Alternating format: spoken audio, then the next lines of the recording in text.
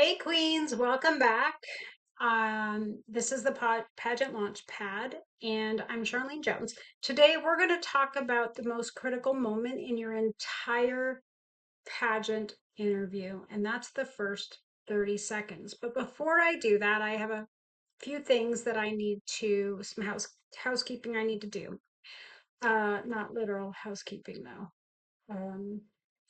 First, I want to talk about our amazing sponsors. Mel Marie is our official skincare sponsor of South Dakota America Pageants. Uh, when I first found these guys, I found them through my friend Carrie. She gave me a beautiful pageant gift bag that had these lovely, lovely skincare products.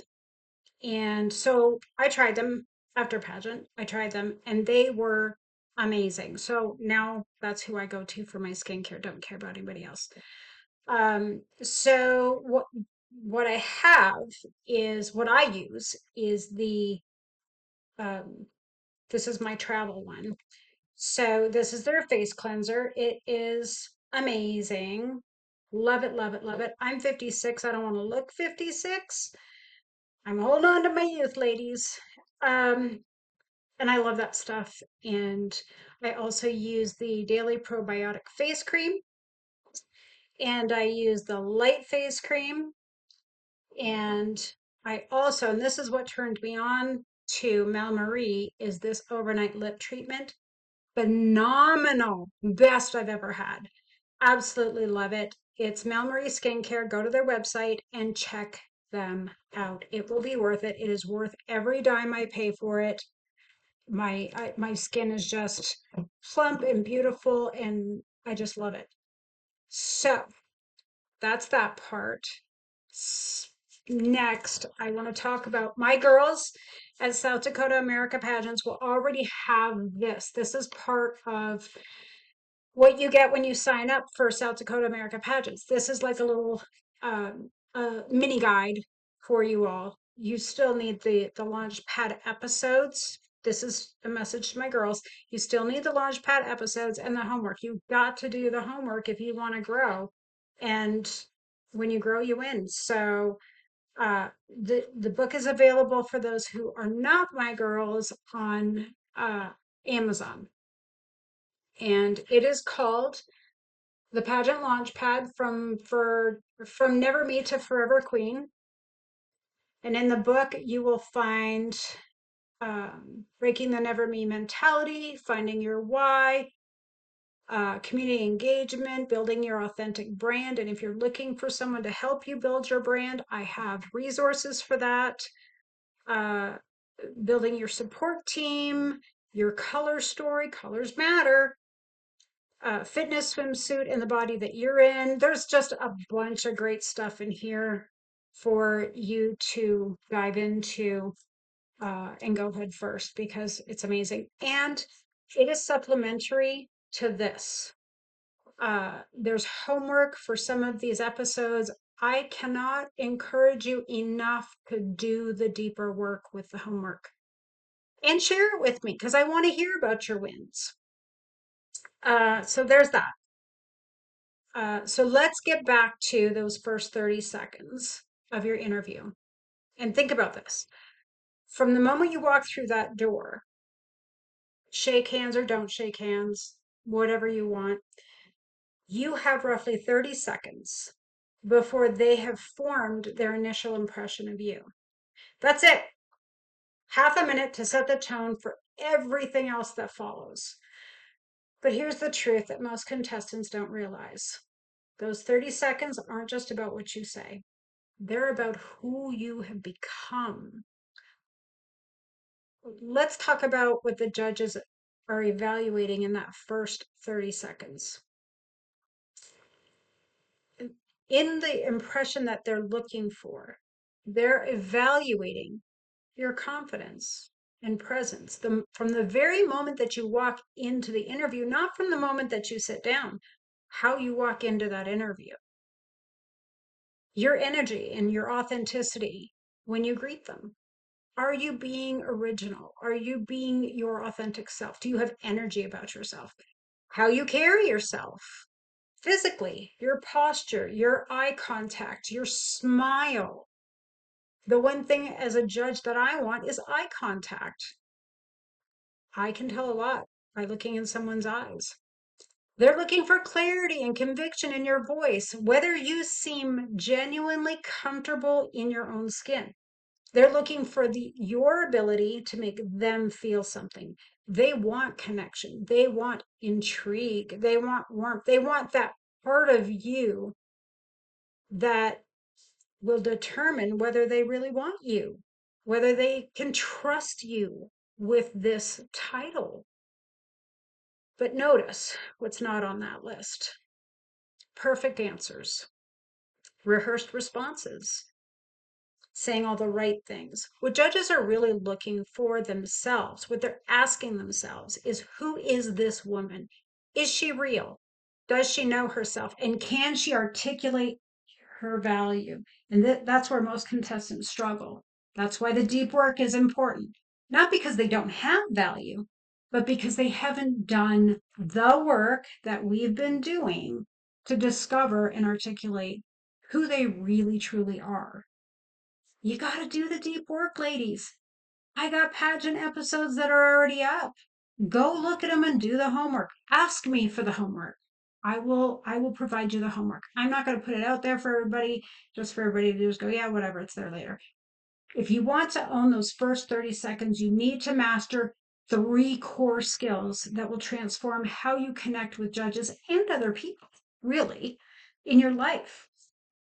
Number 1, pattern recognition. I know this is going to all sound weird, but we're going to go with it. This is your ability to recognize the patterns in your own thinking, your own behavior, in your own storytelling. What stories do you tell yourself about who you are? What beliefs keep showing up? Are they serving you or are they sabotaging you? Most people have between 60,000 and 80,000 thoughts per day. And research shows that 80% of those thoughts are negative, and 95% are repetitive. Let that sink in. You're thinking the same negative thoughts over and over and over again, and those thoughts are shaping how you show up. Pattern recognition is about becoming aware of those thoughts so you can change them. Here's number 2. Pattern utilization. Once you recognize your patterns and you've written them down and you really, really understand them, you have to learn how to use them. This means taking what you've learned about yourself, about your strengths, about your story and your purpose, and strategically weaving it into your interview preparation. It's not about memorizing answers, it's about understanding the core message. What is the message you want to convey about who you are? And practicing multiple ways, communicate it authentically. Let's go to number 3. Pattern creation. This is where the breakthrough happens. Pattern creation is about intentionally building new mental patterns, new habits, new ways of thinking and speaking about yourself that align with the woman that you're becoming, not the woman you used to be. You're literally rewiring your brain to support the confident, articulate, authentic version of yourself that walks into that interview room. And remember this: your decisions equal your outcomes. What you choose to focus on determines how you feel and focus, what you're focused on creates meaning. Meaning invokes emotion. So then the question becomes, what emotion are you invoking when you think about yourself and your interview? What words are in your head about who you are when you walk in that room? Now, I'm going to just talk about something that my good friend Annie Ackerman gave me a gift. And this gift was so helpful. It's called the I Am Box. She made this for me as a gift for my pageant. She wanted my journey to be special in my last few years, and it absolutely was. And a lot of it is with these inside. You can see there's all these little tabs. These tabs are incredible. Each of them has a little phrase that I drilled down into my head and continue. It's not just a one time thing. This is something you have to stay focused on because this is who you are. This one says, I am healed. All those hurts that I had growing up as a child, I'm healed. I don't live in that life. I have put that part of my life in perspective, and I'm not ashamed anymore either. What happened to me, yes, later on in life, I'm accountable for, but it happened to me back then. Now it happens for me because I created growth. I created a personal journey on it, but we'll get to that.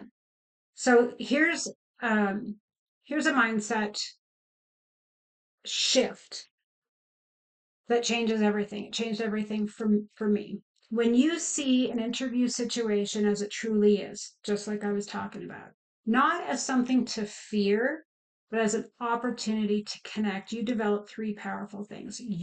Number one, you discover who you really are, not who you think you should be, not who others expect you to be, but who you are authentically at your core, deep inside of you. Number two, you find out who your friends are. Yeah, that's a great song, isn't it? But it's true. You do find out who your friends are. You are going to watch friends fall away from you when you become a pageant contestant. And that's okay because maybe they're not supposed to be with you for this season. Maybe they're just really busy. Maybe that's you're being rescued from something that might have been really bad for you.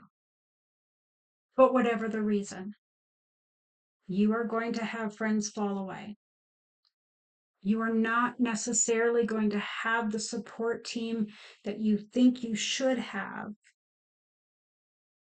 And you have to build your team. We talked about that, building your team, those core people who keep you focused, who help you grow, who want you to succeed, who are championing your growth. You're going to watch family walk away because they think it's vanity. It's not. If you're doing pageantry for personal growth, you are going to be enriched. I did 15 years of growth, and my last 3 or 4 were the best years of my life because I grew so much. And I had built, I called it my board of directors.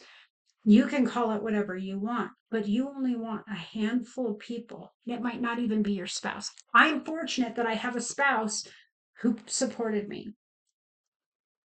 Your support team might not be your mom, might not be your sister, might not be your best friend, it might not be whoever.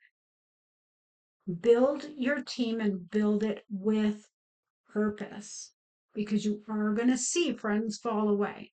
You will find out who your real friends are coming into pageantry. And it's not personal.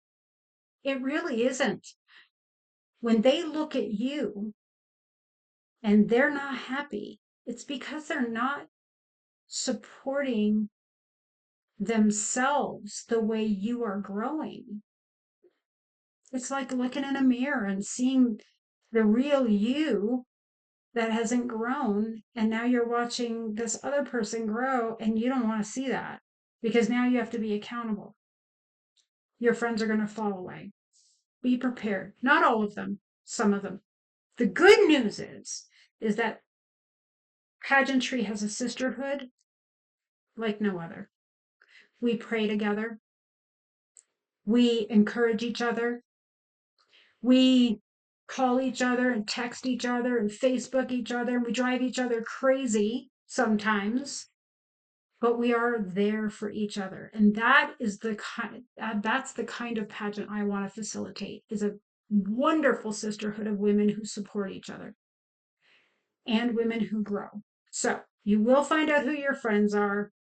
Your pageant journey is going to reveal who really supports your growth and who doesn't. Surround yourself with people who champion your breakthroughs, okay? Number 3, you will develop an immunity to stressful, fearful, and discouraging situations. When you've done the deep inner work, external pressure does not shake you. It might rattle you a little bit, but it doesn't shake you because you refocus and you become that unshakable person that you've been growing into because you know who you are. And these are all the things that judges want to feel in that first 30 seconds. They want to know whether you're grounded in truth or still searching for who you are. They need somebody who is confident, mentally strong, emotionally strong. They need somebody who can who can, who can hit every goal and every challenge that they set themselves up for. And if they fall down, do they get back up? This is what judges want, at least for my pageant, for South Dakota America pageants. And I know other America directors who want the same thing. And like I've said before, pageantry is reshaping itself. They're looking for the authentic woman. Okay. If you want to make your first 30 seconds count, you need to unlock 3, again, 3 keys to personal breakthrough. The first one is state of mind. Changing your state of mind is the first step toward positive change and personal growth. And it starts with changing what you believe about yourself. You could have all the right buzzwords. You could use the word empowerment and advocacy and platform and service, and somebody can feed you all the right answers. But if those words aren't rooted in your own personal story and your own depth of understanding, you will struggle to catch the attention of the judges. They can feel. I know when I judge, I can feel when things are rehearsed versus when they're real. And some people are so rehearsed, it sounds like a robot. We don't want that. Your state of mind creates your being. If you believe that you're not articulate enough, if you're not smart enough or impressive enough, that belief will seep into every word you speak in that interview. Here's your shift. Start believing that your story, your voice, your perspective matters. Not because you're perfect, but because you're real. Okay?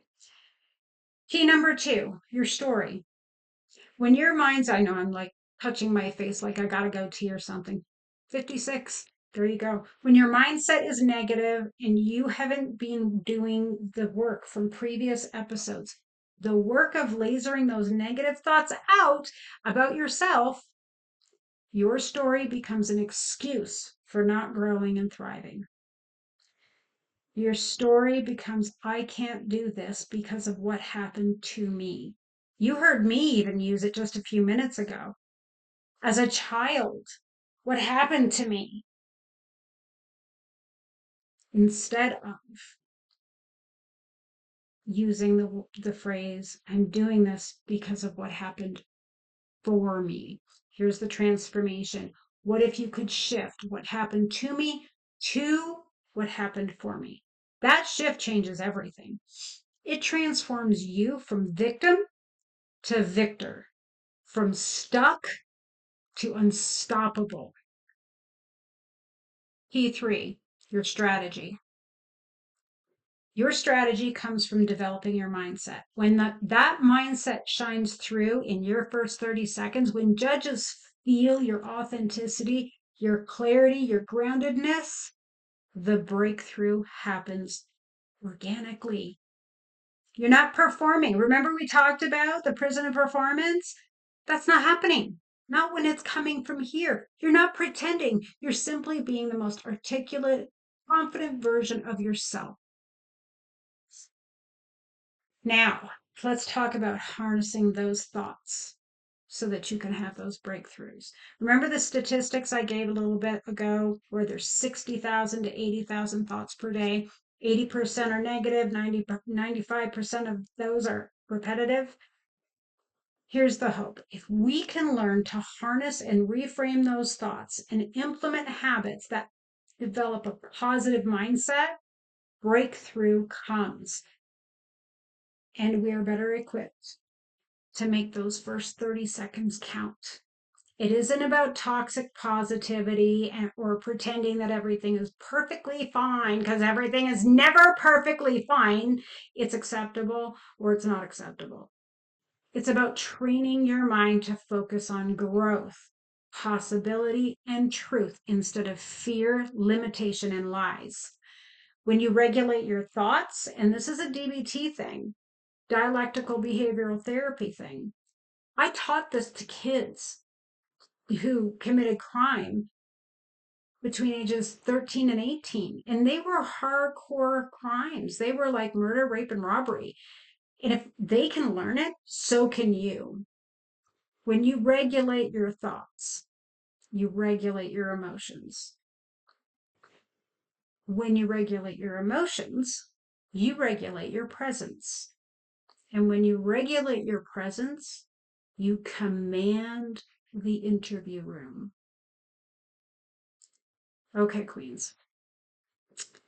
Here's where the rubber meets the road. I have created homework that incorporates 4 archetypes of self mastery. These archetypes will help you identify and embody the different strengths that you need to master your interview.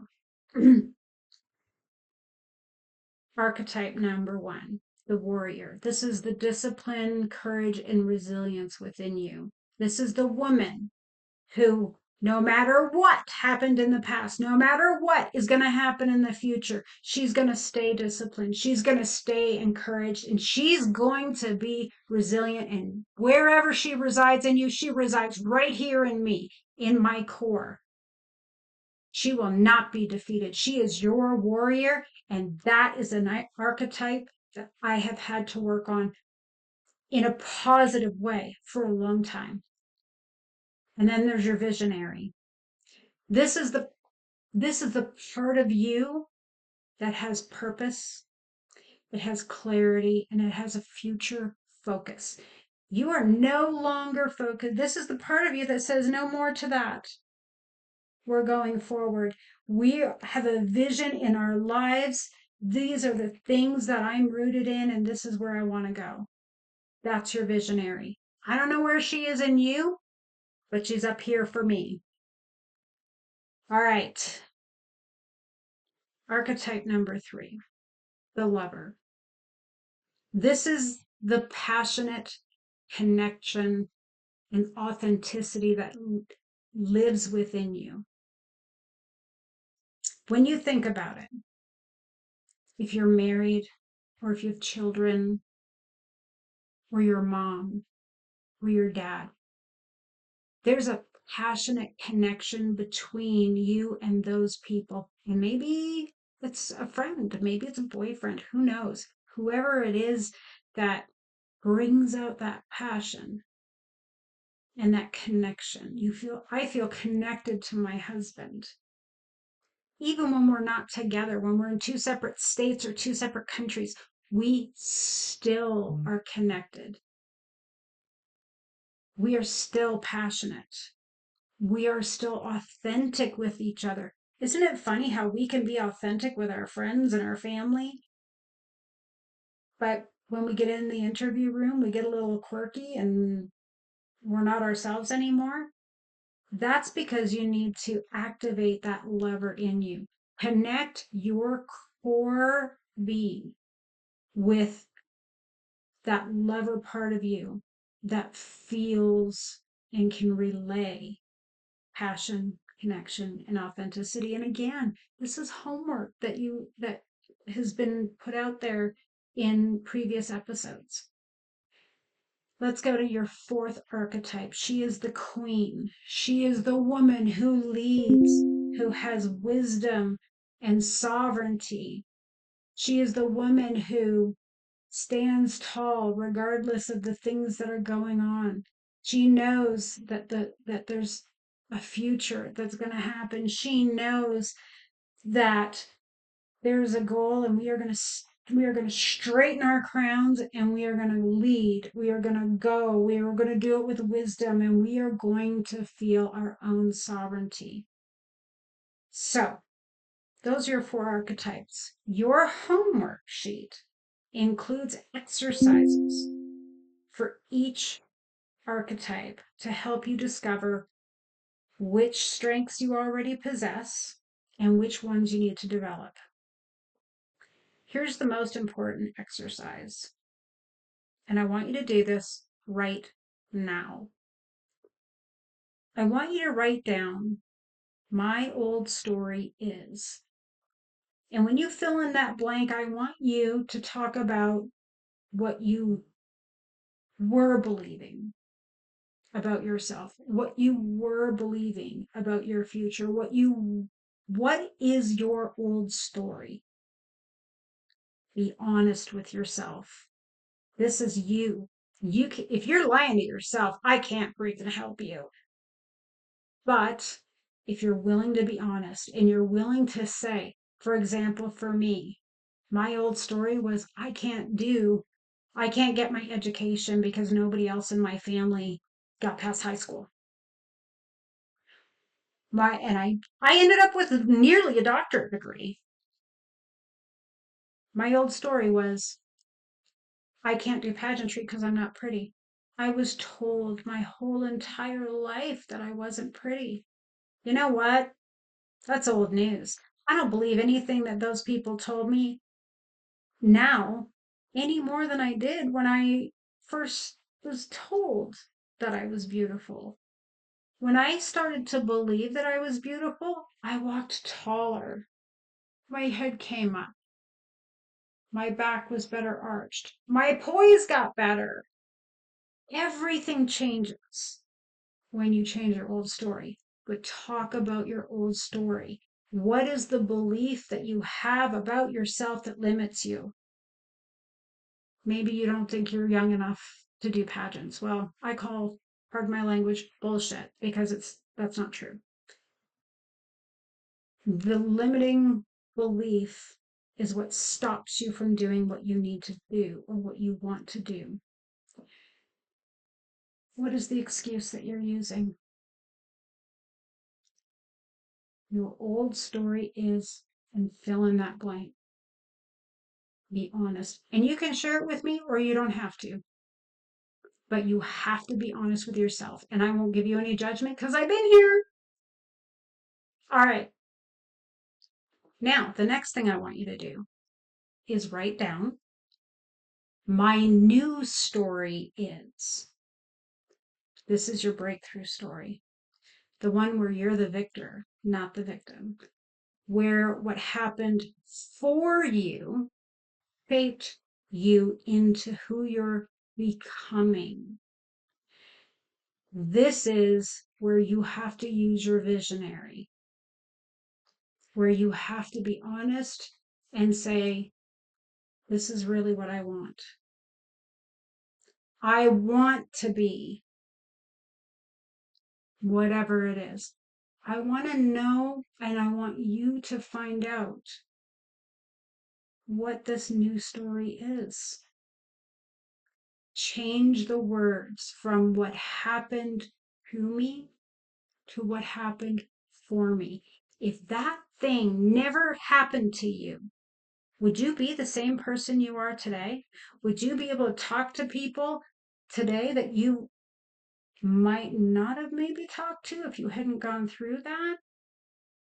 I can talk to children who have been abused. I can talk to adults who have been abused. I can talk to women who have gone through domestic violence. I can talk to people who've had cancer. These are all things that happened to me, and I'm not ashamed of them anymore. My new story is those things happened to me before I changed my words and changed my beliefs about myself. Now, and we're not giving credit to anybody because you have to make the changes. The credit goes to you. What happened for me? How much stronger am I now because I went through those things? So I want you to think about that and fill in that blank. Okay, because it's who you want to become, right? It's not about who you were or who you are, it's about who you want to be. So hold on to that rule and that new story because people will come and they will try to snatch it from you. And they might not even know they're discouraging you. They might not even know they're snatching that new vibrancy about yourself. Remind yourself of those changes every day and practice that every day so that you can develop your own plan for how you're going to use that first 30 seconds of your interview to your advantage. Now, I keep getting notifications. I'm so sorry. In closing, we can conquer the pageant interview by changing our beliefs about ourselves and making them more concise and articulate. But more than that, what I want for you more than that is that you can change the trajectory of your personal life through your pageant journey. Those first 30 seconds, they're not just about winning a crown.